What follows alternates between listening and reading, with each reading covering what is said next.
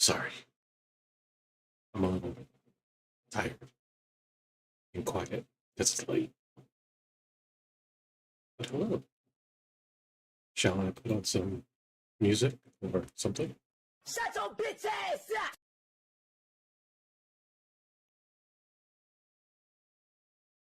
Hmm. That's enough.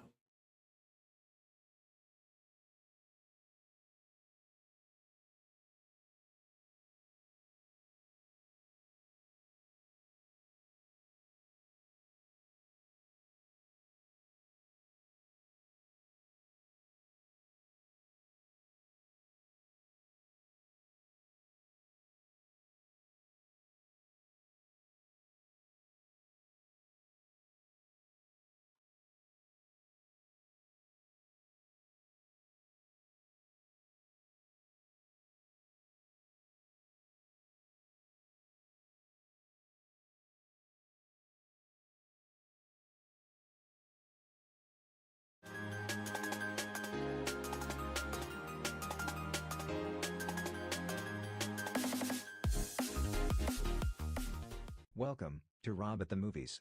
Before we get started, we have this. Now that we've gotten the warnings out of the way, let's get to why we're here. We love this movie, and we love analyzing it. I'm not gonna spend too much time on this intro because I think I've got an eye-opening theory to share with you. Just know that I've spent a lot of time researching videos and documentaries on this film and have yet to come across an explanation like the one I'm about to share with you. Let's do it. Welcome to the Wendy Theory. During my research of Stanley Kubrick, and his style of filmmaking, and just how intensely involved he was during the entire filmmaking process of The Shining, being very involved in the editing, and picking out exact shots for transitions between scenes, I came to the conclusion that the speculation from some, that there were, quote, unquote, continuity errors, in this film, mostly revolving around furniture that may seem to move, or be missing, or light switches that are suddenly there in one shot but not in another. I believe this speculation is incorrect. These things that have been previously identified as errors, must have been done on purpose. Stanley Kubrick would, not, have allowed continuity errors. So with that in mind, I re-examined all of the missing furniture, and other things that had been labeled as continuity errors, and looked at them to see if they might mean something else. My analysis led me to Rob Ager and his Colliative Learning website. There, he specifically calls out one scene, that had a blatant furniture placement error, or it would seem. You can see it here. So, I went back to Tuesday, and re-watched this scene. It's where Wendy interrupts Jack, and he, not so politely, tells her not to interrupt him, when he's in there. Let's analyze.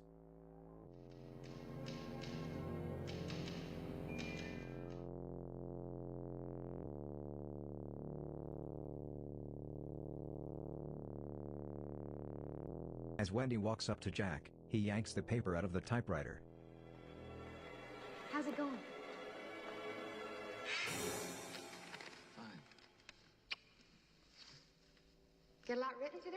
Has the conversation with Wendy, and this is where we see Yes. that end table and chair behind Jack disappear in one shot, then reappear in the next. Weather forecast said it's gonna snow tonight.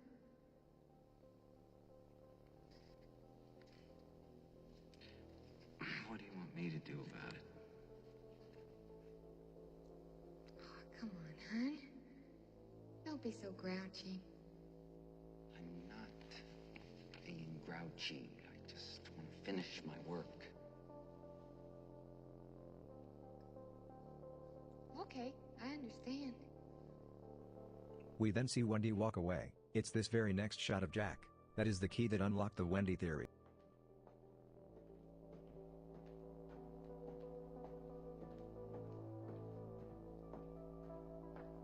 If we look at Jack here, he is not flustered, his hair isn't out of place, and there is still paper in the typewriter, which means he never pulled it out. The key again is the look on his face. This is not the look he should have if he just told his wife to get the F out. No, this is a look of someone that has just witnessed something disturbing. Let's watch again. We see Jack very ticked off, then we see him look up and watch his wife walk out of the room. It will then take me time to get back to where I was. Understand? Yeah? Fine. And we're gonna make a new rule. Whenever I'm in here, and you hear me typing,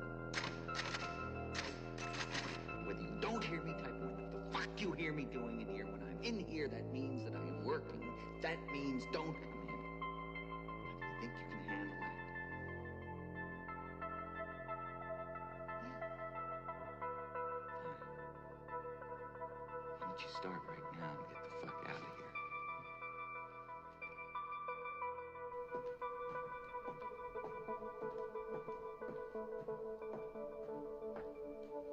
I would call this look at a minimum, a puzzled look, like, what just happened? This is where the Wendy theory takes off. What could Jack have witnessed to give this look? There are 3 disturbing possibilities that might have just occurred. 1. Wendy walks up to Jack, and has a conversation with him, where she is speaking out loud, but the replies that Jack are giving are happening in her head. Or 2. Wendy has the conversation out loud where she voices Jack's responses as Jack, as well as her own responses. Or 3. And maybe the most disturbing possibility, she walks up to Jack, and has that entire conversation in her head, while she stands silently next to Jack, then walks away. Yes, it's Wendy that has the psychological issues. I'm that Tajris has up to. There are You can handle that. Fine.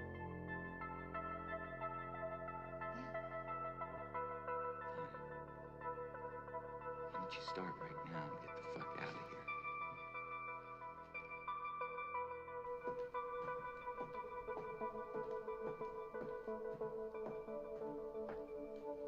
I would call this look at a minimum, a puzzled look, like, what just happened? This is where the Wendy theory takes off. What could Jack have witnessed to give this look? There are 3 disturbing possibilities that might have just occurred. 1. Wendy walks up to Jack, and has a conversation with him, where she is speaking out loud, but the replies that Jack are giving are happening in her head. Or 2. Wendy has the conversation out loud where she voices Jack's responses as Jack, as well as her own responses. Or 3. And maybe the most disturbing possibility, she walks up to Jack, and has that entire conversation in her head, while she stands silently next to Jack, then walks away. That would make sense with the puzzled look. Yes, it's Wendy that has the psychological issues. I'm not a psychologist or psychiatrist, but from a layman's point of view, she could be schizophrenic. This would explain the hallucinations and the paranoia. Now that we know Wendy has issues with her mental fitness, we can go back to that look that Jack gives as she walks away. And maybe the reason he keeps typing is because this is something he's gotten used to, and he just lets her go, because this is what she does. So, back to the disappearing furniture in that scene. Why does this happen? I believe, as Wendy is having these hallucinations, she just isn't recalling things perfectly, as they are in reality, so things come and go, because they're not important, or she just doesn't recall them as they're glitches in her memory. But we can use these changes, or omissions, as our clue to her active hallucinations. The other important clue I need to mention, that we see when Wendy has these hallucinations, is camera placement. When the camera is filming from the back of the characters, as in this scene, the camera starts from far behind Jack, and comes closer as Wendy walks in. It's as if Wendy is the camera, and she's watching her hallucination unfold. But this is just one scene, we need more evidence to support this theory. The evidence. So if Wendy is having trouble knowing what is reality, and what is hallucination, how do we, the audience, determine what in the hotel is real ourselves? Well, if the main clue is something missing, added, or different, then our only basis for what is real is the placement of things during the scenes of the interview and the walkthrough on closing day. That's our basis for reality. Anything different is most likely a Wendy hallucination, so keep that in mind as you rewatch the movie. Let's go back to that scene we talked about in the Colorado room. So as Wendy is walking towards Jack, there are several things missing. All of the table lamps are gone, the piece of wood used as a centerpiece is missing, and the carpet and couch in front of Jack's table are gone as well. We know this by comparing the room from the walkthrough. So there are more details that Wendy is leaving out of her hallucinations. Let's look at another scene. This scene has gotten a lot of attention. Danny and Wendy watch a TV that, obviously, isn't plugged in. How is this possible? It's possible, if it's only Wendy that sees the picture on the TV. Danny and Wendy was in the room from the and the carpet and couch in front of Jack's table are gone as well. We know this by comparing the room from the walkthrough. So there are more details that Wendy is leaving out of her hallucinations. Let's look at another scene. This scene has gotten a lot of attention. Danny and Wendy watch a TV that, obviously, isn't plugged in. How is this possible? It's possible, if it's only Wendy that sees the picture on the TV. And as you now notice, this shot has the camera placed behind the characters, another clue for her hallucination. So basically, in reality, they're sitting in front of a TV that isn't on, and Danny is just watching the snow fall, and playing with his toys, which is why he gets bored, and asks to get his fire engine. My fire engine? Not right now. Daddy's asleep. I won't make any noise. Now, come on, Doc. He only went to bed a few hours ago. Can't you wait till later? I won't make a sound, I promise I'll tiptoe.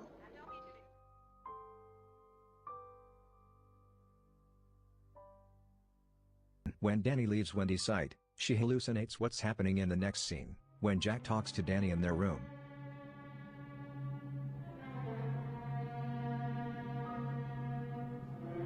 Can I go to my room and get my fire engine? Come here for a minute. How do we know the next scene is a hallucination?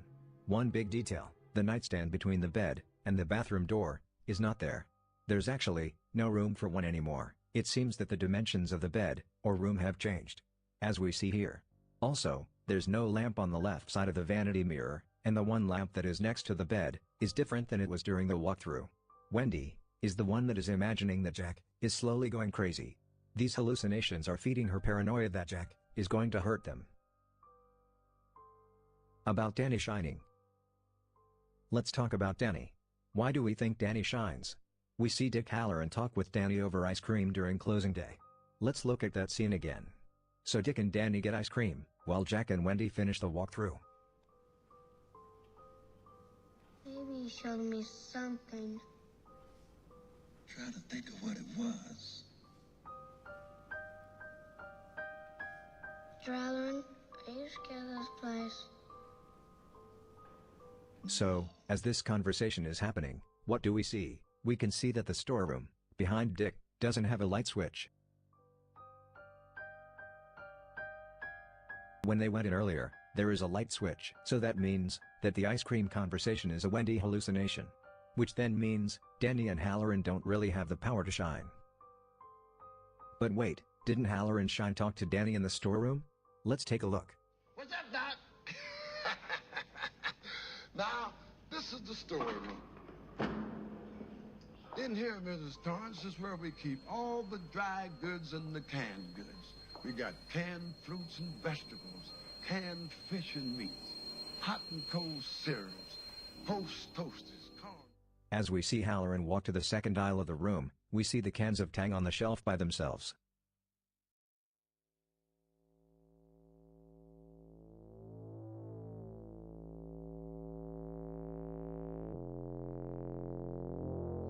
But as the camera swaps to look, again, from behind Wendy, as Hallorann starts his shine talk to Danny, you'll see now there are cans of Kool-Aid, next to the Tang. Why is Kool-Aid important? Because this is Wendy's hallucination, and this is where she would store her Kool-Aid.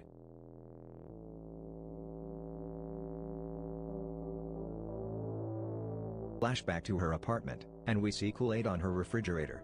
Kool-Aid also pops up again in another scene in the storeroom, as a clue to another hallucination. We then see them walk out, and guess what? The Kool-Aid is gone.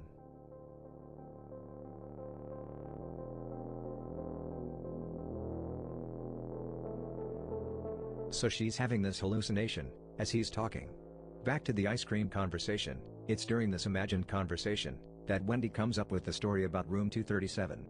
She is the one that's creating the backstory of something supernatural going on in it.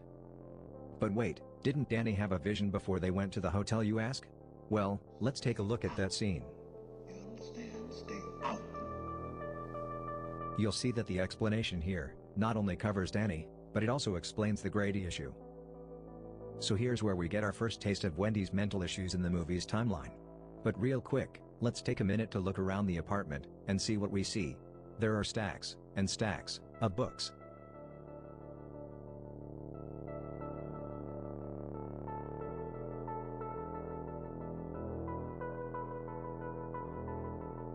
And in an earlier scene, Wendy is seen reading The Catcher in the Rye.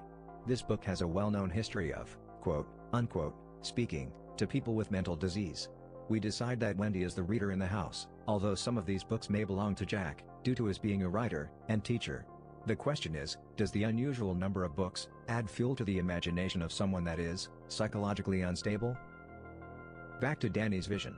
This first vision happens right after Jack calls Wendy about getting the job. The thing about this conversation is that we don't hear the entire conversation. What I mean is, Jack told Ullman that he was going to tell his wife about the tragedy at the hotel because she was a ghost story and horror film addict. Now, when I imagine Jack relaying this story to Wendy on that phone call, I imagine him telling her about a caretaker years ago named Grady who went crazy, chopped up his wife and 2 little girls that were 8 and 10, then shot himself. Of course, he tells her this to get her more excited about going to the hotel, like he said he was going to. So, it's right after this conversation that Danny has his first vision. He sees the blood and the 2 little girls. It's at this time that Wendy starts hallucinating that Danny has a special power. How do we know that this first vision is a Wendy hallucination? Well, Dopey tells us. On Danny's door, you see a sticker of Dopey. The camera moves in as he has the so-called vision. Then later, as Wendy and the doctor leave his room, Dopey's not there.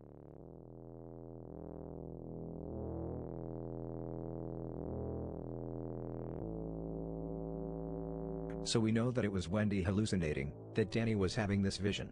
Back to the Grady issue. The reason I say that Jack only gave Wendy the man's last name is the reason we hear a different first name for Grady later on.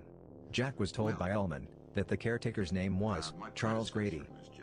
Hired a man named Charles Grady as the winter caretaker. But if Jack didn't tell Wendy his first name, then she would be forced to make up a first name for him, and the name she landed on was Delbert Grady. About room 237. As we get to 237, we need to make a quick note about Danny and his tricycle rides. Danny is seen several times on a red tricycle that has 1 bell on it. But we know, in reality, his tricycle is white, with 2 bells on the handlebars and a basket, as we see here on closing day.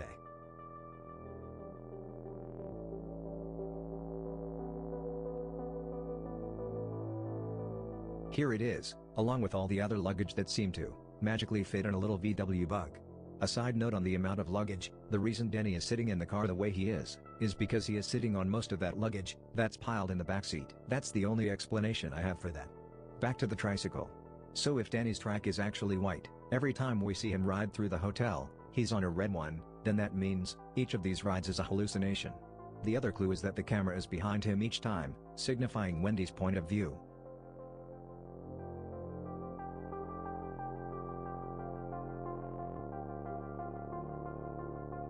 So when he stops here and checks the knob, it's a hallucination.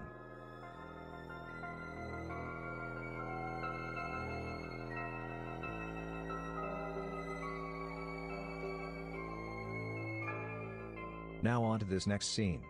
Here we see Danny in 237's hallway. There are several things we need to unpack here. First off, why is Danny playing here?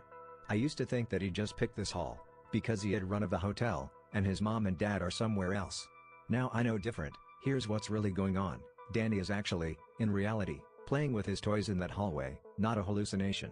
We know it's reality because of the orientation of the carpet pattern. As he's playing, we see that he's in the middle of the hall, and is in the center of one of the octagon shapes, and the brown line is directly in front of him. And this is where the tennis ball rolls to him. This brown line is shown to be in the center of the hallway, and pointing towards 237's direction. The camera then swaps to behind Danny, and this is where we see the carpet pattern change. So this change, and the camera behind Danny, signifies the start of one of Wendy's hallucinations. When we swap back to the front of Danny, the carpet pattern remains changed. This pattern change is important in other scenes as well. Here, where Danny checks the doorknob.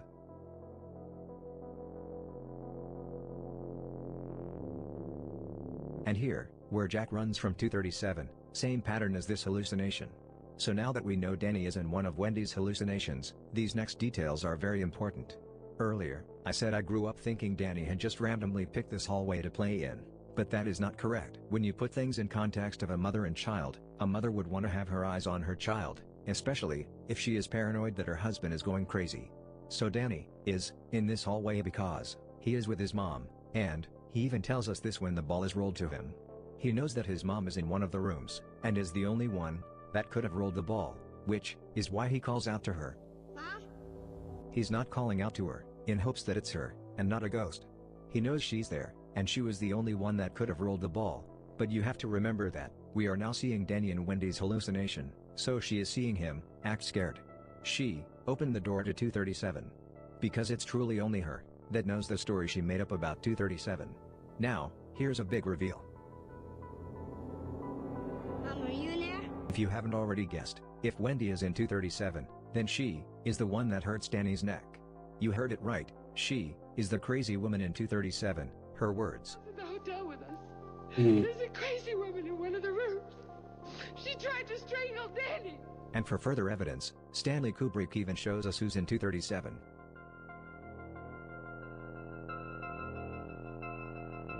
Right here, there she is, Wendy, in the transition. Stanley Kubrick was overly involved with, and meticulously edited this film. He is literally, showing us that it was actually Wendy, in that room, and she's the one that hurt Danny. Now this revelation leads to expand the Wendy theory even further. If Wendy is capable of hurting Danny in 237, then it would also be true, that she hurt him before. But before we get to that, we need to discuss why she is doing this. Not only could she be schizophrenic, but it could be possible, that Wendy also suffers from Munchausen syndrome by proxy. Wendy and MSBP. This is the mental disorder that people have. Most of the time you hear about this happening between a mother and her child, where they either tell people that their child is sick, or suffering when they are not, or, they actually make them sick, all in order to gain attention of some sort. That's a very basic definition. Anyway, we know of 2 other times, where Danny supposedly had an episode, or was injured. That's right, here's another reveal. It wasn't Jack that dislocated Danny's arm. Why do I say this? It's because of how we learn about this injury. This could have all been a made-up story by Wendy, to gain sympathy, or attention. Just one of those things, purely an accident. My husband had been drinking, and he came home about 3 hours late. So he wasn't exactly in the greatest mood that night. And my husband grabbed his arm, to pull him away from him. It's just the sort of thing you do 100 times with a child, in the park or in the streets. But on this particular occasion, my husband just used too much strength and he injured Danny's arm. But if his shoulder was actually dislocated, we now know that it was most likely.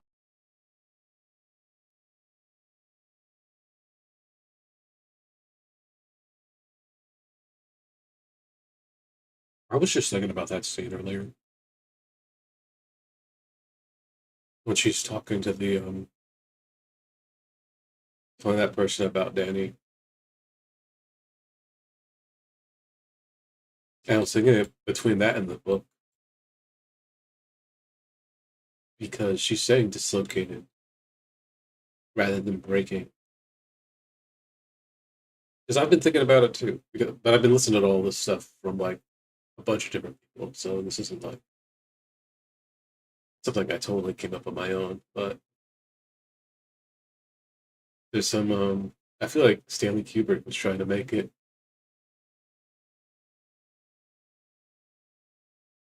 I mean, I gotta still finish The Shining, the book. But Kubrick kind of made it. Because Wendy could be lying. She said dislocated. But he could have broke it still. In the book, she said she broke it. But in the movie, she said dislocated.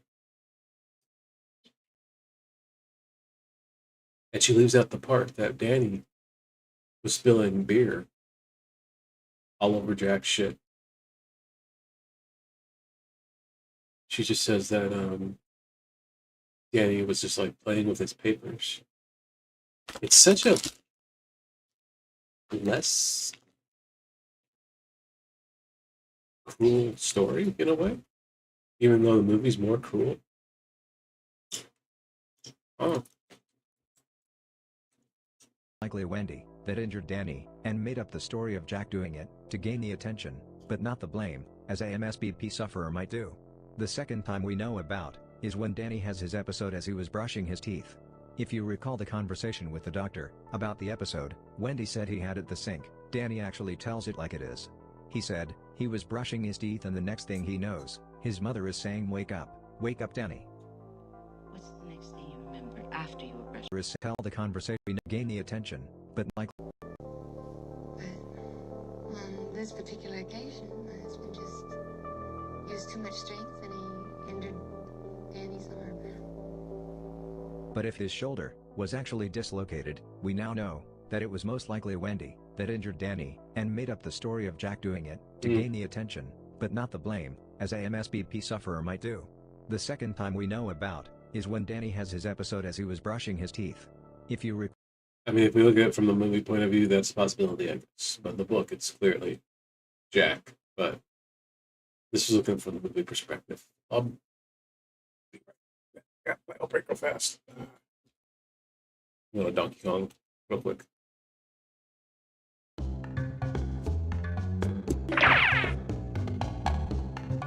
You choose her or not choose wrong. We're the skipper hot. She's one cool, calm, DK. Donkey Kong. He has no style. He has no grace. This Kong has a funny face.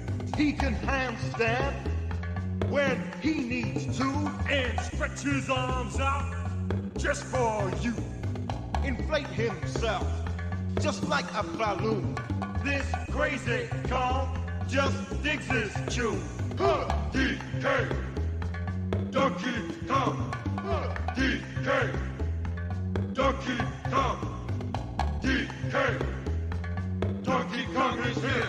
He's back again and about time too. And this time, he's in the mood. He can fly real high with his jetpack on. With his pistols out. He's one tough Kong. He'll make you smile when he plays his tune.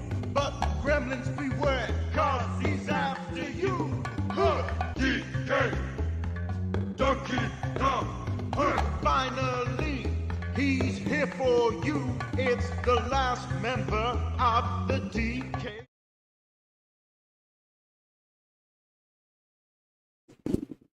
All right, I'm back. Call the conversation with the doctor about the episode. Wendy said he had at the sink. Danny actually tells it like it is. He said he was brushing his teeth and the next thing he knows, his mother is saying wake up Danny. What's the next thing you remembered after you were brushing your teeth?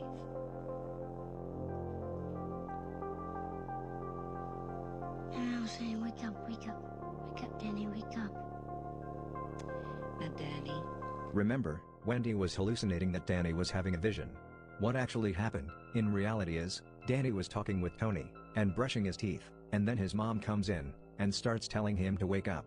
But Danny never had the episode, nor the vision. So Danny was right, when he said, my mom just came in and started saying wake up. What about Tony? A quick note about Tony, Danny's imaginary friend.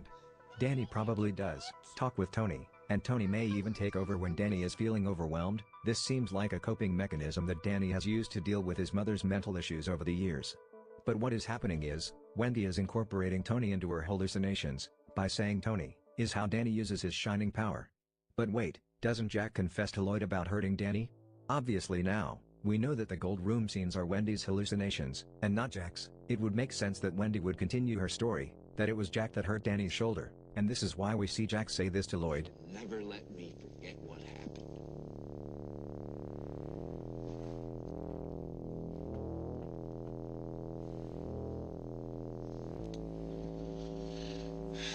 I did hurt him once, okay? It was an accident. Completely unintentional. Could have happened to anybody.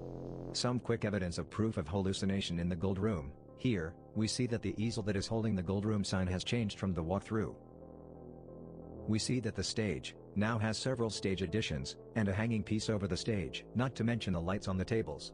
There are more differences that I cover in the longer part 2 video, scene by scene breakdown, that is available, or soon to be available, depending where you are, in the space-time continuum.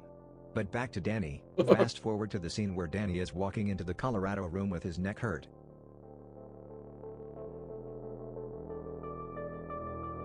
As Wendy comforts Danny, the camera is behind Jack, and there are several things missing. Wendy and Danny actually move from in front of the stairs, to in front of the couch. Danny, what happened to your neck? Huh?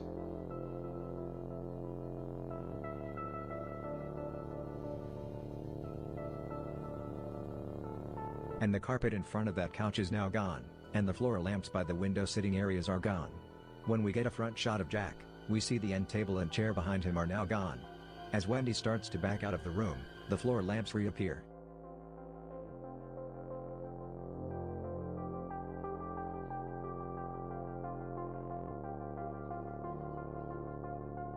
You did this to him! Didn't you? All signs of a fluctuating hallucination. Her hallucinations have now fully convinced her that Jack is the one that hurt Danny, and that Jack is unstable and dangerous. How does Jack look now? So now that we know Wendy is the one having a mental breakdown, what does that mean for Jack? Does this mean Jack is just a loving husband, trying to live a life with a woman with psychological issues? It's looking like it, doesn't it?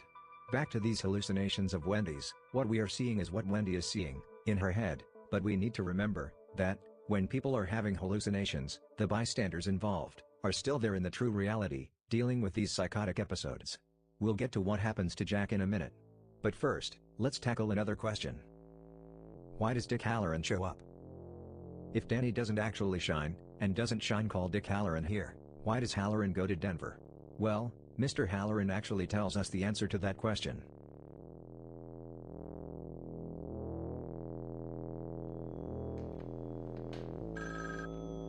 In this scene, I used to think that when he spoke to Durkin about why he was trying to get to the Overlook Hotel in a snowstorm, the story about Ullman calling him was just a story to tell, so that he wouldn't have to explain his shining ability. But, in actuality, when he says Ullman called him because the Torrances turned out to be unreliable, this was actually the truth. Ullman phoned me last night, and I'm supposed to go up there and find out if they have to be replaced. How long is it going to take you? Mr. Ullman did get a call about the Torrances needing to leave the Overlook. But, who called Ullman? Why, Jack did. And here's when he did it. After this blow-up in Wendy's head. Remember, Jack is most likely there trying to talk with her as a normal person, but she is in a deep hallucination. Be that different from the episode that he had before we came up here. Typical of you to create a problem like this when I finally have a chance to accomplish something.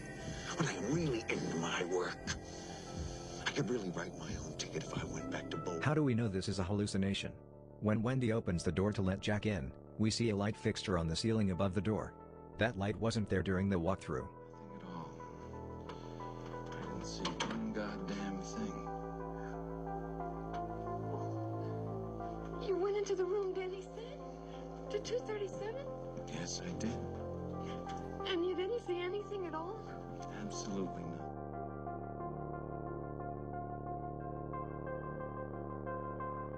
What I think real Jack is saying to her is that he is going to call Mr. Ullman to have someone replace them. Maybe he mentions that he would see if Hallorann could replace them.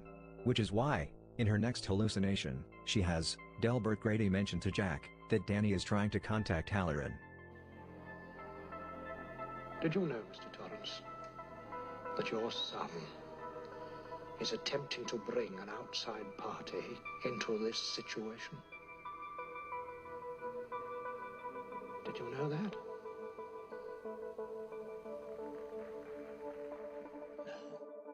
Jack then goes to the radio room. This is when Jack, in reality, calls the fire service to relay a message to Mr. Ullman that they need to leave the Overlook for medical reasons. The clue we are given that Jack actually did this is sitting right on the desk. Mr. Ullman's nameplate is sitting right there. Earlier, when Wendy was in there, the nameplate is not there. But, how do we know that when Wendy was in the radio room, it was reality, and when Jack was in the radio room it was a hallucination? The main clue is here, the light switch by Ullman's office door. There is no light switch there when Jack walks in for the interview, and it isn't there when Wendy uses the radio, here. But a light switch appears when Jack uses the radio room here. So when Jack is in that room, It's one of those mixed realities, where something is happening in reality, but we are only seeing what Wendy is seeing. Let's get to another one of these mixed reality interactions, and it's a big bombshell reveal. What happens to Jack? So here's where it comes to a head. Here, Wendy goes down to look for Jack, and right away the camera is behind Wendy, and we know right off that she is having a hallucination. She is actually in that room physically, but we see the bare carpet, that should be in front of the fireplace, is not there. When we see Wendy from the front, in the next shot, we see the carpet is there. This whole scene is a mixed reality hallucination. The manuscript that Jack has written is there, but she is hallucinating the all work and no play words on all of the papers.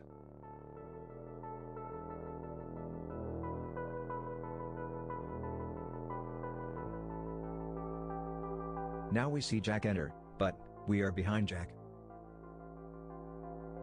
How do you like it?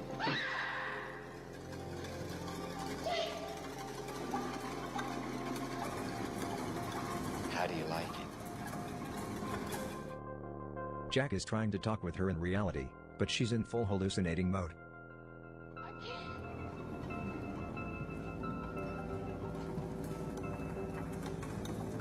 Maybe it was about Danny. Maybe it was about him. I think we should discuss Danny. She's holding the bat, so Jack is, in reality, trying to talk her out of her hallucination and is asking for her to put the bat down. To a doctor. You think maybe he should be taken to a doctor? Then, when he reaches for the bat, she, in reality, hits him in the head, and he falls down the stairs.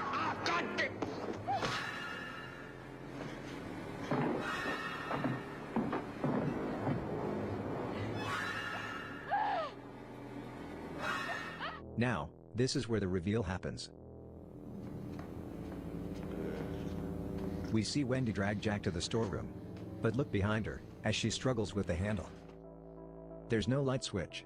If the light switch is not there, as it was during the walkthrough, then she is still hallucinating. Guess what? She didn't drag Jack to the storeroom.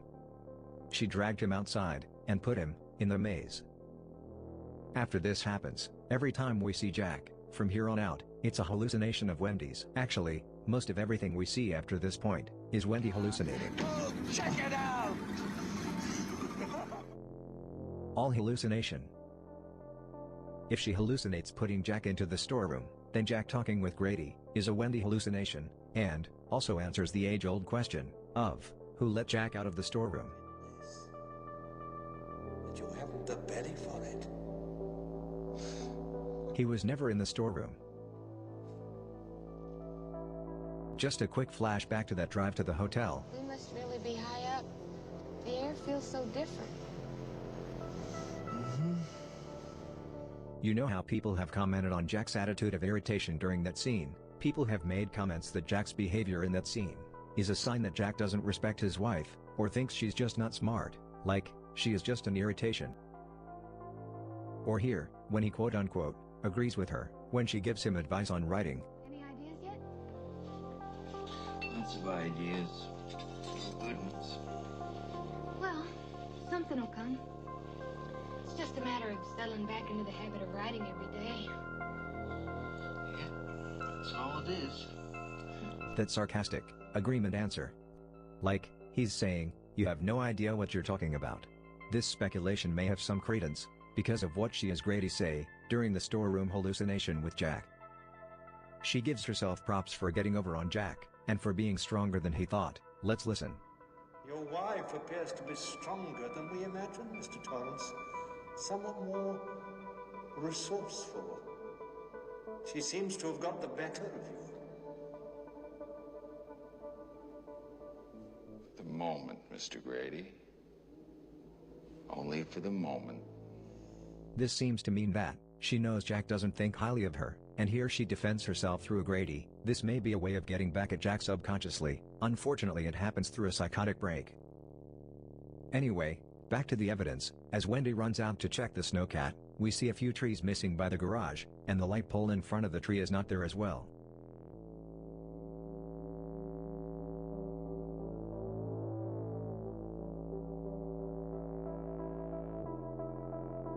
As we see Danny walking toward the bed here, the light on the vanity dresser has a different lampshade on it.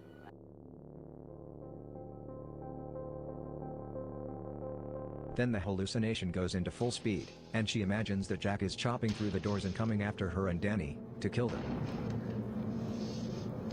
This is a full paranoid schizophrenic episode, in my opinion. You'll notice that Wendy hears the snowcat first, then Jack hears it. This is the intermingling of reality and hallucination, and she imagines Jack heading down to the lobby.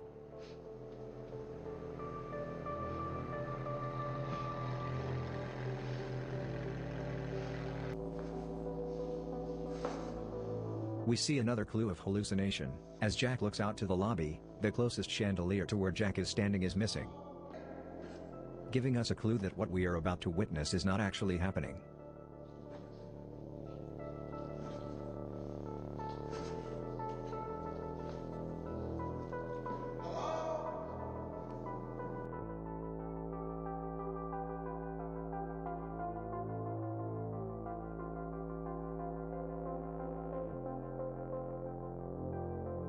Remember, if Jack isn't really there, then Halloran doesn't get killed. As Wendy starts looking for Danny, all these strange things we see happen to Wendy start to make sense, now that we know, she's the one that has had a psychotic break. This explains the man in the costume, the blood coming out of the elevator,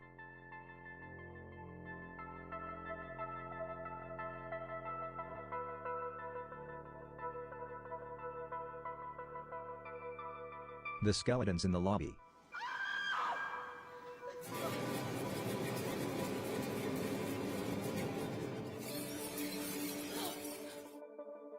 We know she's actively hallucinating when she sees Halloran's body on the floor, because the piece of wood that was on the table behind her is not there.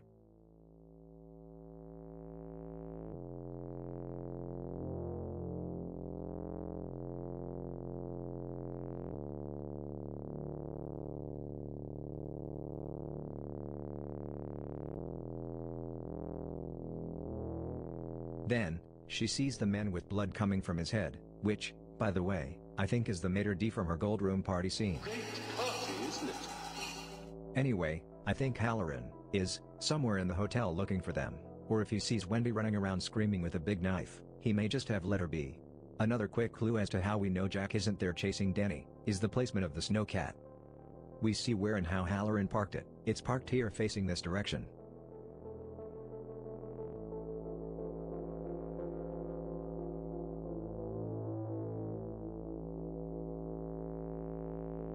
When Jack walks past it, it's facing a different direction.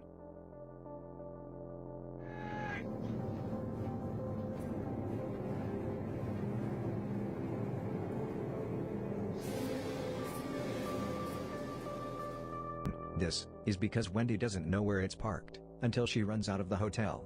It's now parked the same way Halloran parked it.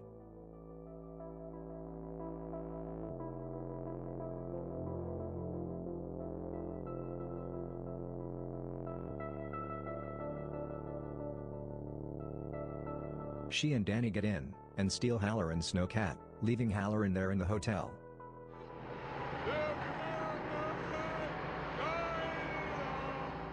As for us seeing Jack trying to get out of the maze, this is just part of Wendy's hallucination.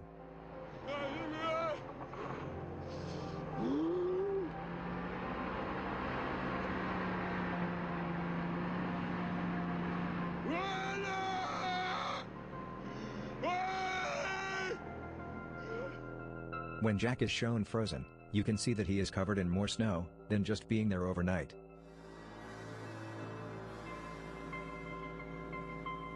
Speaking of this shot, I want to show you something I found during my research. This is from a 17-minute documentary called The Visions of Stanley Kubrick. It contains directors and other professionals that worked with him or were just discussing his genius. You can imagine that he was a consummately gifted photographer professionally. He was also a consummately successful chess hustler. And if you think about that and combine the mind of a really complex chess player with the eye of a perfect perfectionist photographer, you have Stanley. Within this documentary we get a shot of frozen Jack, but this shot is just a little bit more zoomed out than how we see it in the film. That his compositions were very simple. They were very simple and very direct. But there's something about that directness that's very disturbing. This zoomed out shot, I think, gives the idea that Wendy put him out in the maze sooner, a little more credence. Here's the clip. As you can see, this shot tells a whole different story than this shot.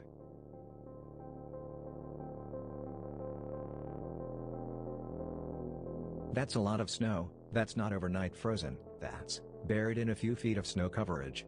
At a minimum, it puts into question how long Jack has been out there. I think that with all the provided evidence of the Wendy theory, I believe this shows that Wendy put him out there earlier, and that he froze to death and got buried in the snow. The picture at the end. Now that we know the Wendy theory, the final shot of Jack's 4th of July picture is easily explained. This is Wendy's final hallucination. We know this because the red couch that should be there is not there.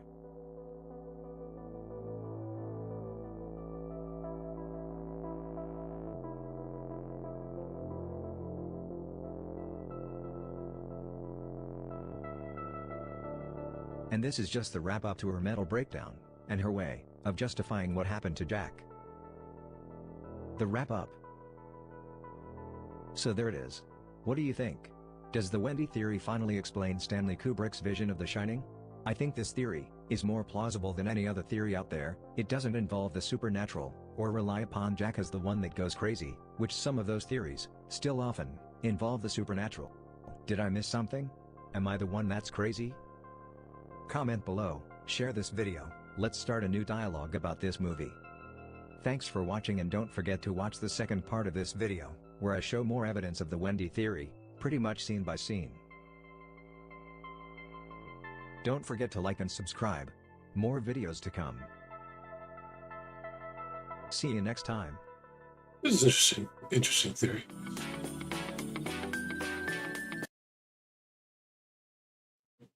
Get me interested.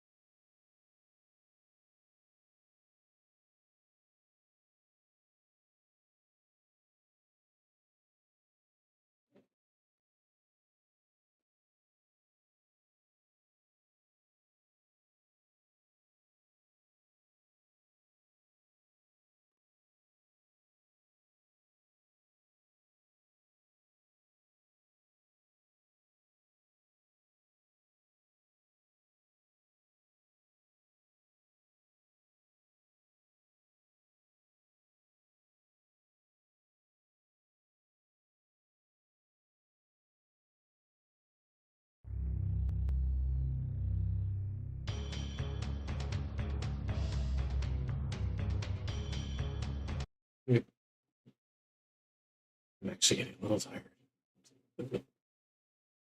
But I'll see how much I can do a little bit more.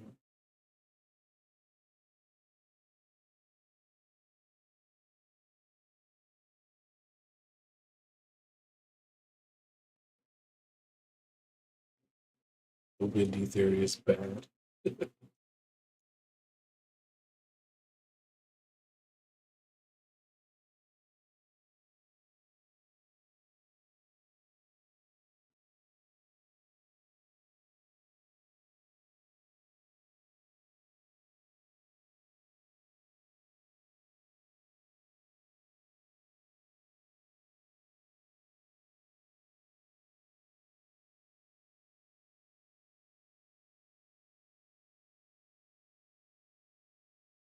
Folks, we are back with another Fightcade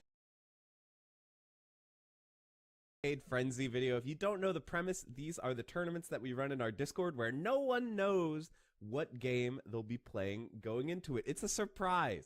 And this time we went to an oldie, but a bit of a classic, the original Mortal Kombat 2 for arcade.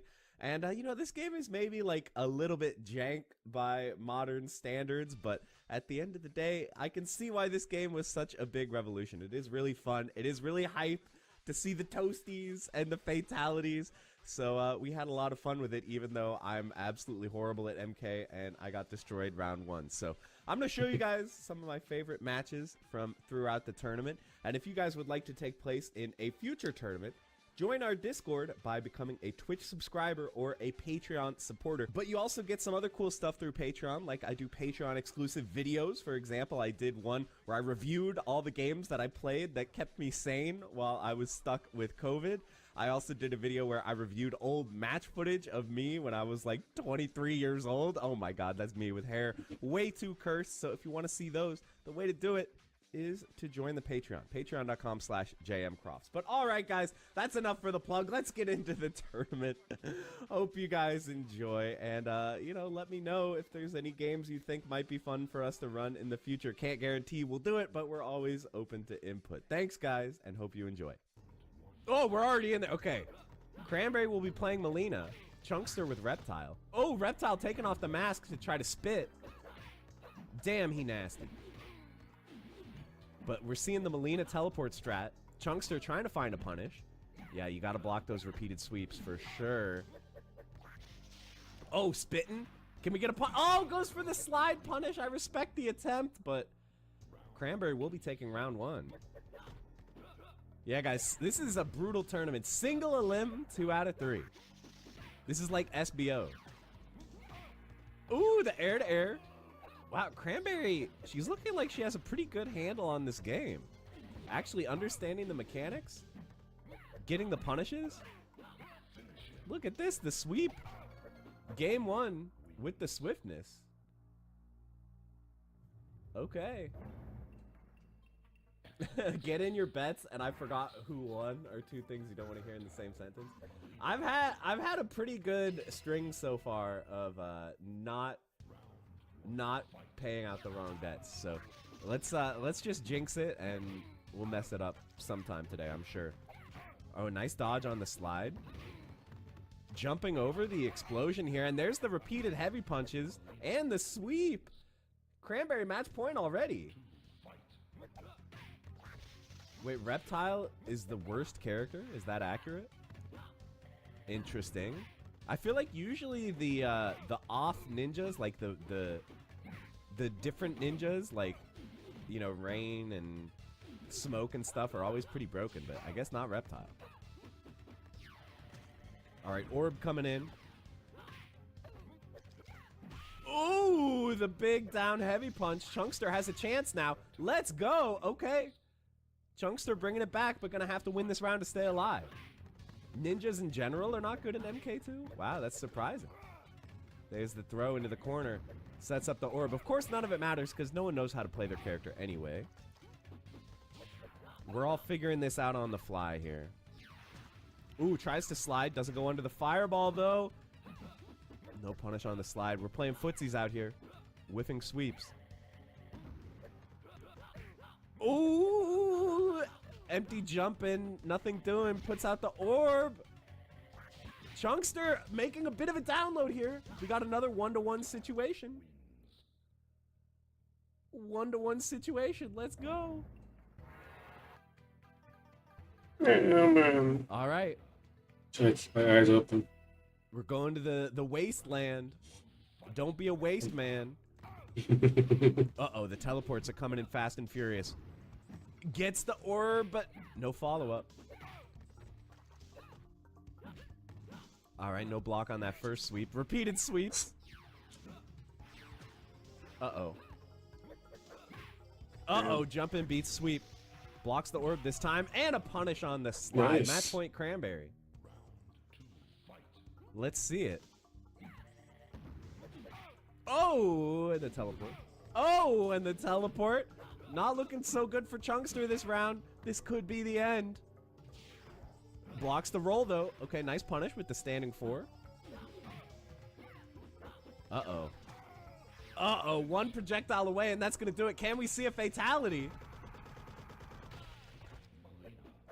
Yes, indeed. My man got chopped up. You guys want to know what I think is one of the weirdest things about the human body that you may have never noticed? Okay, so you have 2 bones in your forearm, right? This is the ulna, and this is the radius, right? And there's like a gap between them. So you have 2 bones, 2 long bones.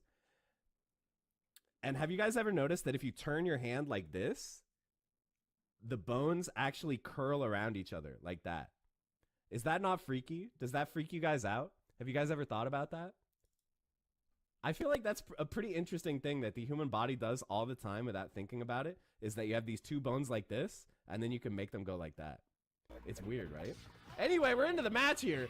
I'm sorry, I was talking so much, and now... Shut your bitch ass up! Fried Spamwich with a commanding lead in the Baraka Mirror. Will I be playing? I already lost. Mixtape eliminated me. But now Mixtape is making a run for it, so I'm feeling pretty good about that.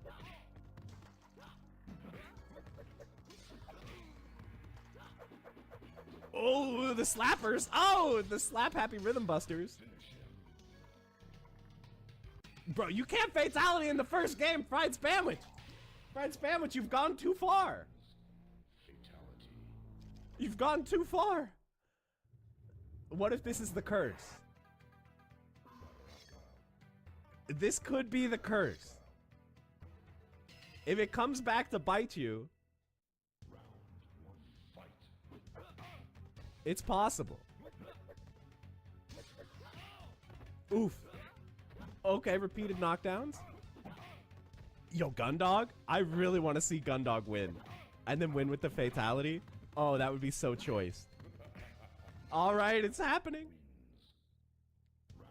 Gundog taking a round. Yeah, you know, what I do prefer the gore in the old MKs because I do find the new MKs very gross.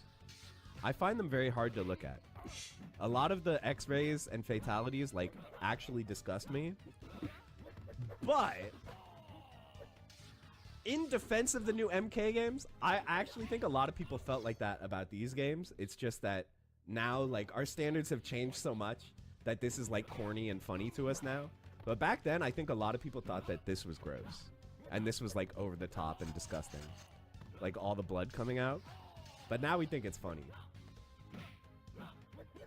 Alright, we got match point here for Fried Spamwich. Uh-oh. The slappers. Gundog rushing down. I can't tell who's who, but Gundog has the blue pants. Okay, Gundog. Makes it 1-1.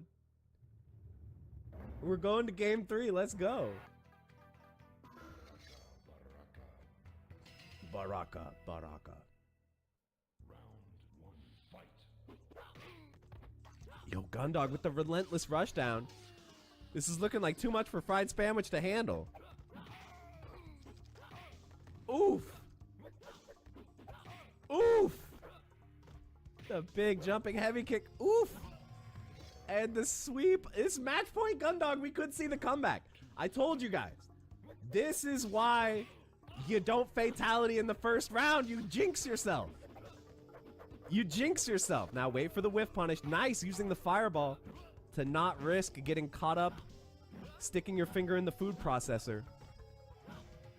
All right, some block pressure here from Gundog, but a sweep will connect from Fried Spam, which now has the entire screen to work with here. Another very smart projectile punish here. Gundog showing some good smarts, but it might not be enough. We're going to round 3. Last game, last round. All right, Fried Spamwich trying to avoid the choke detection warning here.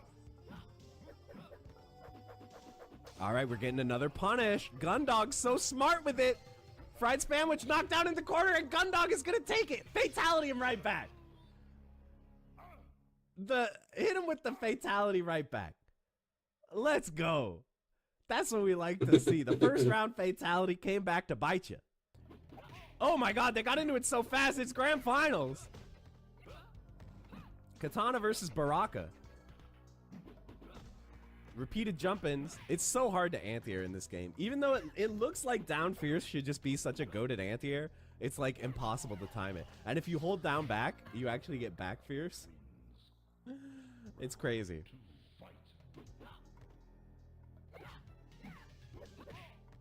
Yeah, Gundog off to a good start in round one, but it looks like Mixtape trying to find his footing here in the neutral.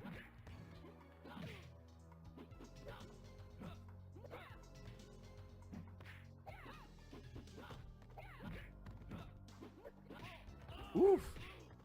Oof. Mixtape with the adaptation, throwing out the fan, air to air. There we go. Okay. 1-1 in the first of 3 set. Looks like we're going to have another close one on our hands. There's the big jump in. Jump in number 2. We got the anti-air, though. Mixtape taking to the offense now, but then... Ooh, the anti-air. Can we see a fat combo? Yeah, nice. I don't know if that was super optimal, but it was a ton of damage either way, and Mixtape takes game 1. Looking strong. All right, back into it for game 2. Mixtape is cracked. It's true. If you get hit by the fan lift, you're going to be in big trouble, but zoning strats here from Gundog. Unfortunately, Gundog has cornered themselves, but now jumping out. Mixtape switching, though. Both players recognizing the strength of the corner.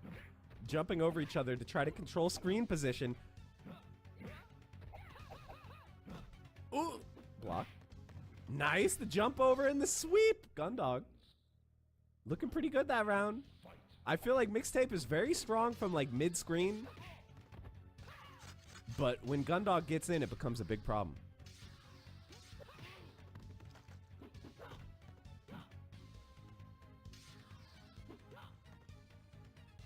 Oh, geez. Oh, geez, there's the sweep.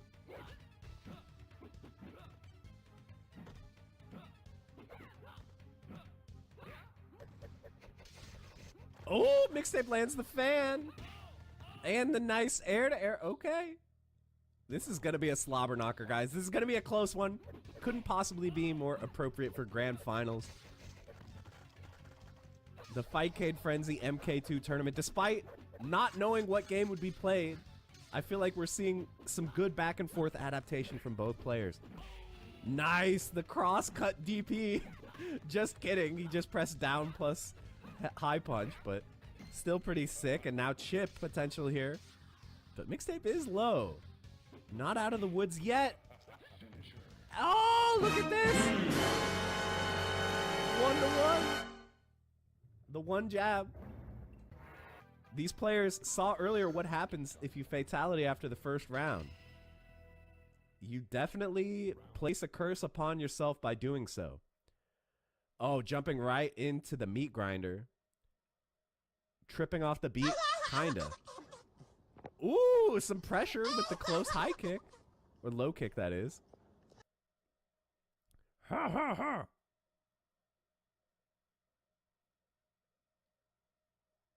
Oh, the range. Footsie's being played by both players, but now back to full screen.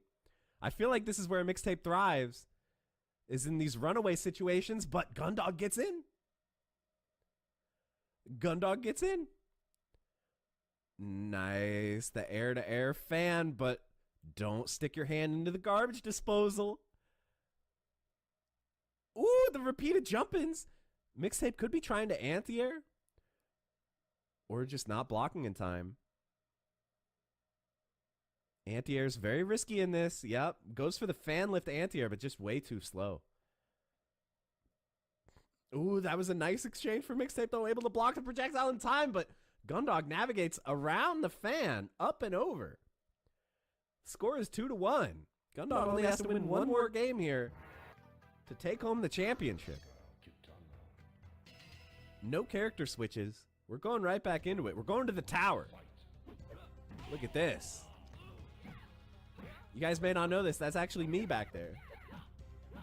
Wearing my favorite hoodie with a skirt. Ooh. round! That round was insane! Mixtape! What a turnaround, but back to full screen here.